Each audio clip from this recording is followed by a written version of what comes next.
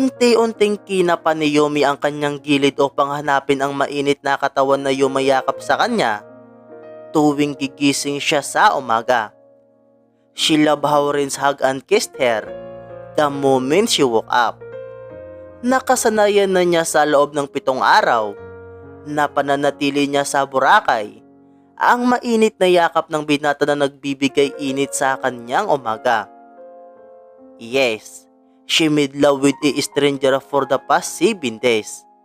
Halos lumpuhin na nga siya nito sa tindi ng stamina nito sa pakikipagtalik. Kulang palagi ang tulog niya dahil sa loob ng 7 gabi ay palagi silang nagpupuyat ng binata upang pagsaluhan ang maiinit na sandali. Ngunit tila malamig yata ang umaga niya ngayon. Nararamdaman niya kasing nanonood ang lamig sa kanyang buto dulot ng malakas na temperatura ng air condition ng hotel room na nirintahan pa ni Renz para lamang sa kanilang dalawa.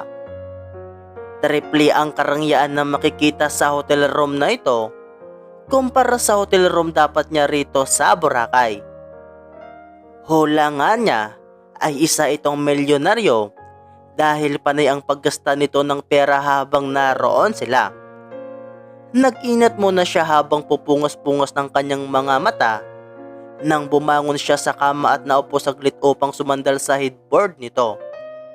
Hindi pa kasi totally gising ang diwa niya dahil inaantok pa siya. Napakunot ang noon niya nang makitang wala na ang binata sa kanyang tabi. Tanging puting unan na lang nito ang naroon at nag-iisa na lamang siya sa napakalaking kama. Marahil ay nasa banyo ito. Pinusod muna niya ang kanyang buhok sa isang mesibon bago siya nagtungo sa banyo upang puntahan si Renz doon. Renz? Nang buksan niya ang automatic glass door ng banyo, tintid ito sa labas ngunit kitang-kita sa loob ang pagkakayari ng naturang pintuan. High-tech kumbaga. Sanay naman siya sa mga high-tech technology things sa Japan, ngunit natutuwa pa rin siya dahil mayroon ng mga ganito sa Pilipinas. Mayayaman lang siguro talaga ang makaka-afford sa ganito karangyang hotel room. Pinangako pa nga sa kanya ni Renz na kahit ilang araw daw silang manatili doon, ay ito raw ang bahala sa lahat ng gastusin. Napangiti siya nang makita ang proteksyon sa puting karpetid na sahig ng banyo. Doon lang pala na itapon ni Renz ang proteksyon na ginamit nila kagabi. Oh there! Naalala niya tuloy kung gaano nito napapatirik ang kanyang mga mata sa sarap nitong mga romansa. Renz? Nakangiti siya nang buksan niya ang pinto at ilaw sa loob ng shower room. Iba pa kasi ang pintuan ng shower room sa comfort room. Ngunit unti-unting napalis ang kanyang ngiti nang makitang walang tao roon. Nasaan kaya ito? Ngayon lang ito nawala sa paningin niya simula nang magsama sila rito sa Boracay. Tila baliw na baliw sila sa isa't isa nitong mga nakaraang araw, kaya naman hindi siya sanay na wala ito roon sa hotel room nila. Bakit kaya hindi man lang ito nagpaalam sa kanya kung may pupuntahan ito? Kinutuban siya ng masama nang makitang wala na sa drawers ng hotel ang mga damit ni Renz. Wala rin doon ang maliit nitong malitang kulay itim at tanging malitan niyang malalaki lamang ang naroon sa loob ng dressing room. Nagmadali tuloy siyang magbihis. Nagsipilyo na lamang siya at hindi na siya naligo upang magtungo siya sa resepsyon ng hotel. Malakas kasi ang kutob niya na umalis ito nang walang paalam sa kanya. At halos pagbagsakan siya ng langit at lupa nang malaman niyang nag-early check out na nga ito. Wala man lang ba siyang iniwan na cellphone number, miss? Wala ba siyang binilin sa'yo? Sorry ma'am, wala po talaga. Sagot ng resepsyonist sa ika-10 tanong niya. Paulit-ulit lang ang tanong niya sa babae, kung nag-iwan ba ng cellphone number si Renz. Tulog kasi ako nung umalis yung boyfriend ko. Are you really sure wala talaga siyang pinilin sa'yo? Itanong mo naman miss sa ibang receptionist. Baka sila yung nakausap ni Renz. Ma'am, ako po ang naka-duty nang mag-check out ang boyfriend nyo. Nagmamadali po siya at parang balisa nung umalis siya. Kaya po siguro nakalimutan niyang iwan ang cellphone number niya. Bakit naman ho kasi hindi nyo alam ang number ng boyfriend nyo? Napalunok siya. Oo nga naman. Sa loob ng 7 araw ay hindi man lang niya nagawang itanong ang cellphone number nito. Ni hindi nga niya alam kung ano bang surname ni Renz. Langya. Tila nang hina tuloy ang kanyang tuhod sa sitwasyon niya ngayon. Na 600 ba siya? Yumi naman, napakatanga mo. Pinagsawaan ka lang ng lalaking yun sa loob ng 7 araw. Pangaral niya sa kanyang sarili nang makabalik na siya sa kanilang hotel room. Wala kasi siyang mapapala sa receptionist, kundi ang mapanghusgang tingin ng mga ito. Narinig pa nga niya na nagbulungan ang mga ito na biktima daw siya ng mga playboy na mayayaman na nais lamang magpakasasa sa katawan ng mga kababaihan. Alas 12 daw ang check-out at kailangan na rin niyang umalis doon. Kumirot ng husto ang puso niya. Ano bang nagawa niya kagabi para iwanan siya nito ng ganon-ganon na lang? Masaya at magkayakap pa nga silang natulog kagabi. Or should she say, natulog ng madaling araw. Naalala niya pa nga na umuungol ito habang nagtatalik sila kagabi dahil napakasarap daw niyang gumalaw sa ibabaw nito. Anong nangyari? Bakit bigla na lang ito naglaho na parang bula? Paano naman siya? Paano yung mga araw na pinagsaluhan nila? Ang akala pa naman niya ay pareho sila ng nararamdaman ni Renz. Akala niya in love rin ito sa kanya. Well, alam naman niyang hindi pa niya masasabing in love na siya sa binata, pero gustong gusto na niya ito. Pasasaan ba't mauuwi rin sana sila sa pagmamahalan kung hindi lang ito nawala na parang bula. Nangangarap na nga siya na ipapakilala niya ito sa kanyang pamilya bilang first ever boyfriend niya. Napasabunot siya sa sarili niyang buhok. Napakatanga mo.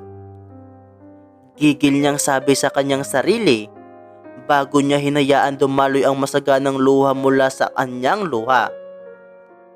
Grabe naman. Daig niya pa ang naiskam at nabudol sa nangyari sa kanya. Nakuha nito ang pinaka-iniingatan niya. Nakuha nito ang pagkabirhin niya na iaalay lang sana niya sa lalaking mamahalin niya habang buhay. Ngunit ngayon, wasak na ang pagkababae niya. Hinayupak na lalaking iyon adik pa yata sa sex. 3 beses siyang ginagalaw nito sa gabi at 3 beses rin sa buong maghapon. Buisit ang lalaki ka. Pinagpapalo niya ang unan na ginamit na rin habang naiinis siya sa ginawa nitong pang-iiwan sa kanya. Ngunit natigilan siya sa pagsuntok at pagpalo sa unan nito nang maamoy niya ang unan nito. Naroon pa ang napakabangong fresh na perfume ng binata. Paborito niya ang perfume nitong iyon. Naiyak tuloy siya lalo at niyakap na lang ang unan na binugbog niya. Hindi naman siya pinipilit ng lalaki dahil siya nga mismo ang nagyaya dito. Naiinis siya sa kanyang sarili dahil hindi man lang niya natanong ang mga personal na bagay tungkol sa binata.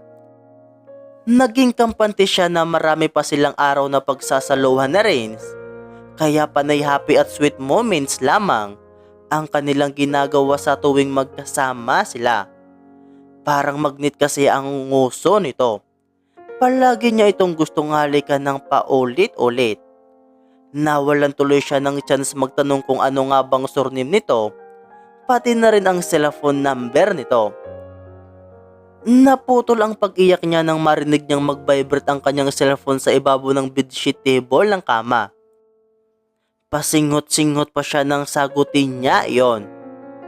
Ang kaso, naibaba na sa kabilang linya at dial tone na lang ang naabutan niya.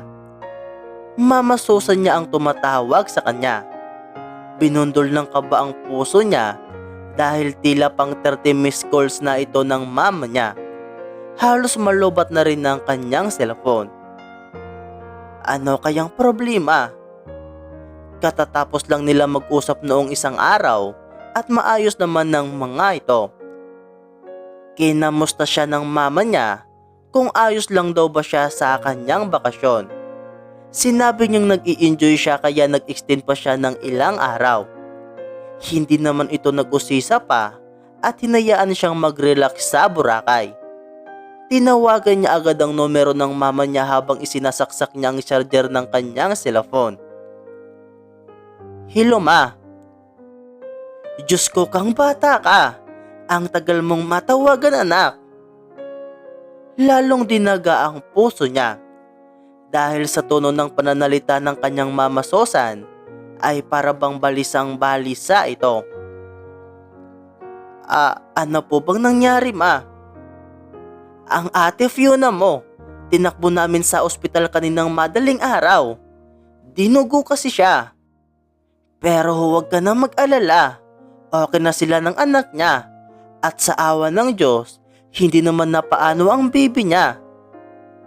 Napahawak siya sa kanyang dibdib. Labis ang pag-aalalang naramdaman niya para sa kanyang ate Fiona. Alam niyang buntis ito kaya minamadali na nito ang pagpapakasal sa magiging asawa nito. Salamat naman sa Diyos at walang nangyaring masama sa ate Fiona niya at sa kanyang pamangkin. Oh God, mabuti naman po ma. Uuwi na po ako ngayon ma. Baka mamayang gabi na riyan na po ako. O siya, sige anak, mag-iingat ka. Doon ka na muna sa bahay natin tumuloy. Ako nang bahala magbantay rito kay Fiona. Narito na rin kasi maya-maya si Terence para palitan ako sa pagbantay sa ate mo. O sige po ma. Alam niyang ang Terence na tinutukoy ng mama niya ay ang lalaking nakatakdang maging asawa ng ate Fiona niya. Nakahinga naman siya ng maluwang sa isipin na walang masamang nangyari sa ate niya. Si Yoshi nauna pa sa iyo sa bahay. Naroon na iyon simula hapon nung isang araw pa. Kinukulit ako kung saan ka raw ba niya hahanapin. Naawa naman ako, kaya roon ko na pinatuloy muna sa bahay natin.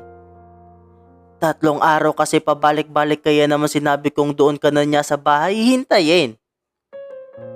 Napasa po siya sa kanyang noo. Sinundan siya ni Yoshi sa Pilipinas. Si Yoshi ang lalaking hindi yata nakakaintindi sa salitang basted at ayoko sa'yo. Ito ang masugid at napakakulit niyang manliligaw.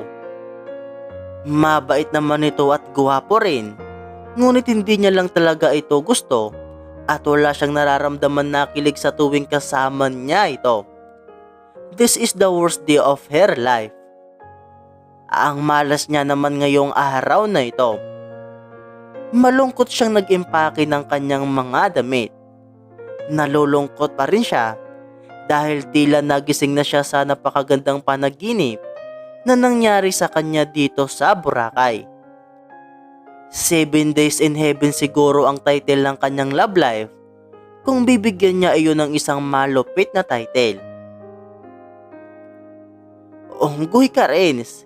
Ipagdasal mong hindi mag-cross ang landas natin, kundi malilintikan ka sa akin. May pait sa tono ng kanyang boses habang kinakausap ang king size bed ng hotel room nila. Sa huling pagkakataon ay inalala niya ang mga sandaling kasama niya ang binata sa kwartong iyon. Panigurado buong buhay niyang hindi makakalimutan ang lalaking pinag-alayan niya ng kanyang sarili. Mabigat ang kanyang dibdib habang sakay-sakay siya ng eroplano papuntang Manila. Inis na inis siya kay Renz dahil napamahal tuloy ang flight niya pauwi ng Manila. On the spot kasi siyang bumili ng panibagong ticket sa Cebu Pacific website at napakamahal kapag ora mismo ang pipiliin niyang flight. Wala siyang choice dahil ayaw na rin niyang manatili pa sa Boracay. Naroon kasi ang mga masasaya at maiinit na sandali nilang dalawa ni Renz. Ayaw na niyang maaalala pa ang pagkakamali niya. Ngunit kahit ganoon pa man, sa tingin niya, ito ang pagkakamali na nanaisin niya pa rin ulit-ulitin gawin dahil napasaya siya nito sa loob ng 7 araw. Ito marahil iyong tinatawag nilang pagkakamali na hinding-hindi mo pagsisisihan. Gaga. Sitan niya sa kanyang sarili dahil kung ano-ano pang naiisip niya.